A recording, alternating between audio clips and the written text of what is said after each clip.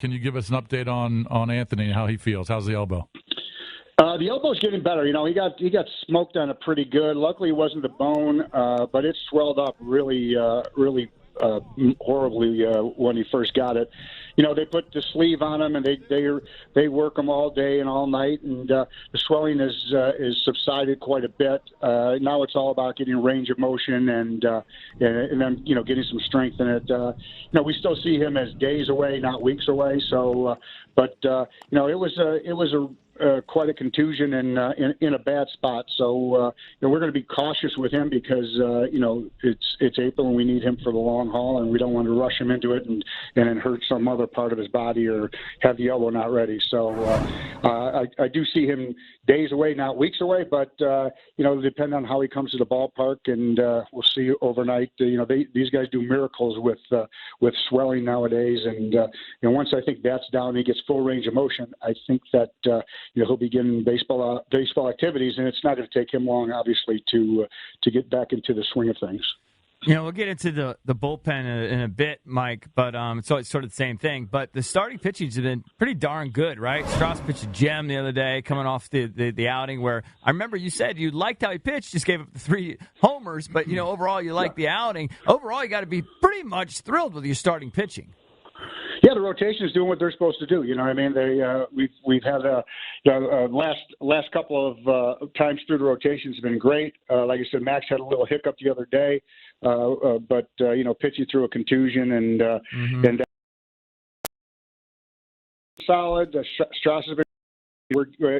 Sanchez and Hellickson are giving us chances to win games, and we, like I said, we're just trying to tread water and get through this period without two of our best players, and see if we can get on a little bit of a roll, get some momentum, and play more consistent baseball, offensively, defensively, starting pitching and bullpen wise. We haven't put all 4 facets together in a game yet, so we're looking to get more consistent and to play consistently because we think that we can go on a little run here and win a handful of games in a row and vault ourselves right to the top of the division. Yeah, and give you some breathing room. So, obviously, if some of these guys don't turn it around, you'll make some moves. One of the guys that you signed, 10 days or so ago, was Dan Jennings. I'm kind of fascinated by him. Just I look at his numbers; they're pretty crazy. I mean, he pitched pretty well, in years past. What are your options with him in terms of how quickly could we see him?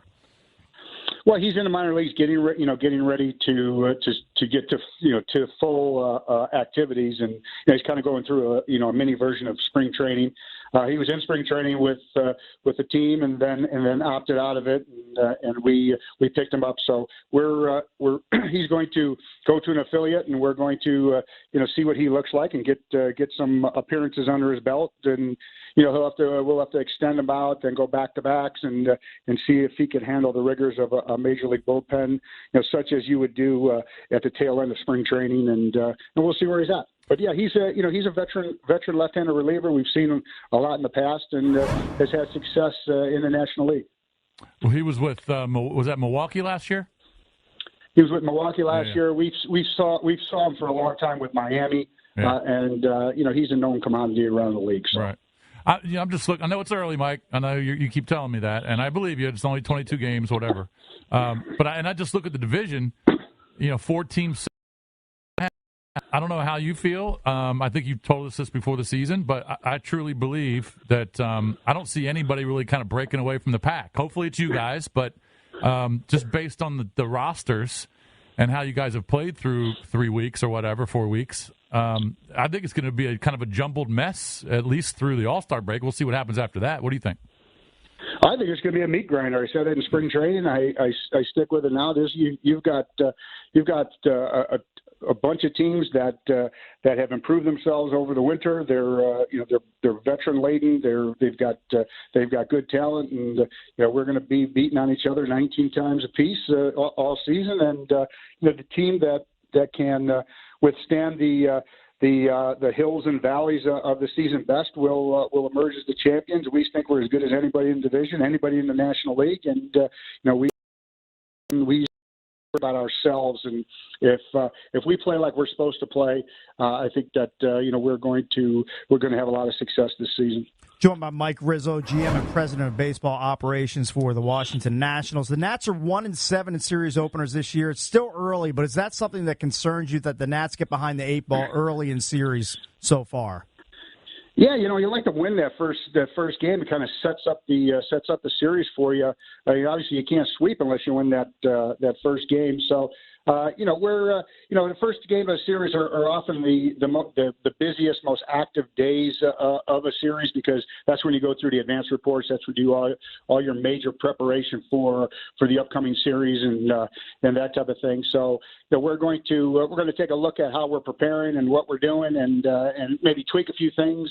But I just think that it's an anomaly right now, and that we just have to win series and try and get out of the gates quickly and give ourselves an opportunity to go on a little bit of a run.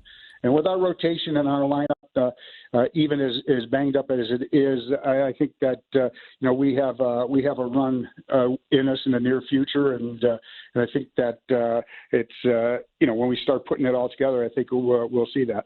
Well, I think some guys are starting to heat up. I mean, Zim's obviously heating up a little bit. That's a good sign. And then Dozier, we had heard that he can get cold, but then he gets hot. And he seems like he's starting to heat up too. Well, they're professional hitters. They're been through the rigors many times. They're certainly not panicking. You look at Brian Dozier and his track record over his career. He's a very slow starter. His April OPS is the lowest out of any month that he has all season, and usually ends up with his typical numbers. And that's kind of what we're looking for, just to put up typical Brian Dozier numbers. I think that'll be impactful for us. And Zim, if he's healthy, we know what we can expect from him if he plays his 135 to 140 games this season. We're confident that he'll do what he does, and I think the rest of the lineup will kind of fall into place after that. When you get Soto hasn't really got on a roll yet.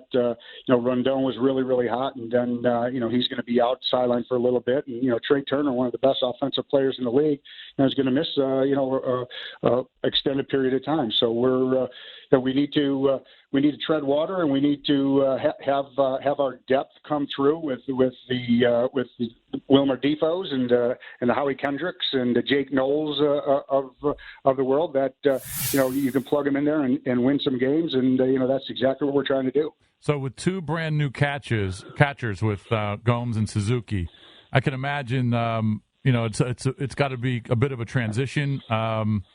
Obviously going through spring training, I'm sure the starting pitching got comfortable with them. But have you noticed anything new or different with those two guys? And are you comfortable with their comfort zone with the starting pitchers and how they're calling games? Oh yeah, their preparation is second to none that I've ever been around. They're the hardest working, best prepared duo of catchers that I've been around. They're kind of pseudo pitching coaches. Both of these guys are into it each and every game, and their most important trait and a successful game for them is not determined by going 3 for 4 or 4 for 4. It's by how that pitching staff does, and that's their entire focus. And they're extremely prepared, and these pitchers trust them to the utmost. And we couldn't be happier with not only the production that we're getting from them, solid contribution each and every day, really good at bats. But the preparation, the calling of games, and the defensive framing and blocking of pitches, we're really happy with where those two guys are. Good stuff. Hey, Mike, real quick, when you look around the league, I know you don't pay attention to the other teams unless you're playing them, but does anything surprise you? Anything jump out at you here through the first 25 games or so?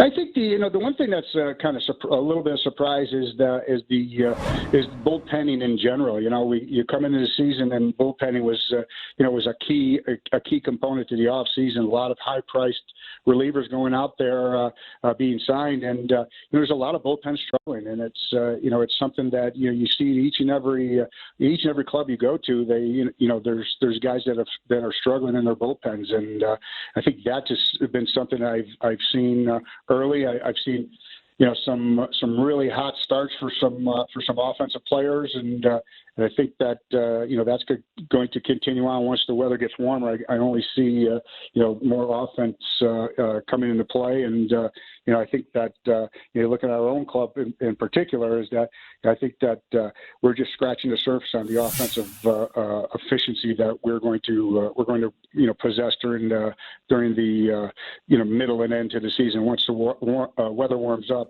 I think that we're going to score a lot of runs, and I feel confident about our pitching staff holding teams to not so many runs. So feel good about that. Mike, a few more out on the road in Colorado, then back to D.C. for a 7-game homestand. We'll talk to you again next week. Great, guys. Talk to you soon. All right. Mike Rizzo, GM and President of Baseball Operations for the Washington Nationals, brought to you by Burke and Herbert Bank, unexpectedly different.